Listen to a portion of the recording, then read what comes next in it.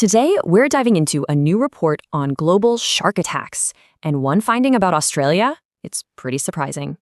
So, what did this latest report find? Well, it put Australia at the top of a very dangerous list. Turns out, Australia had the world's highest number of fatal shark attacks last year. Yeah, in the world. So how many was that exactly? 5. 5 fatal attacks were recorded in Australian waters. And get this, that's out of just 12 fatalities worldwide, so a really significant portion. And this isn't just an Australian story, it's actually part of a rising trend around the globe. Fatalities worldwide actually jumped from 7 the year before, all the way up to 12. And it wasn't just deaths. Unprovoked attacks also ticked up, going past the 5-year average. But if we look at the total number of attacks, not just the fatal ones, a different country leads. Yep, the United States had more unprovoked attacks, but look at the difference in fatalities.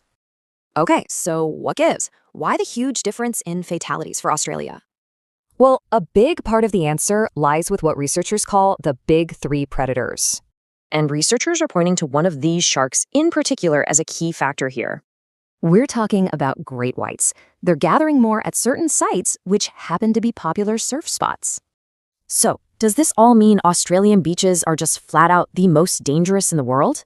Well, according to the experts, not so fast. The reality is much more complicated than that. In fact, the report highlights something you might not expect: Australia's world-class emergency response system. Their beach safety protocols are incredible. We're talking helicopters in the air within minutes of a bite.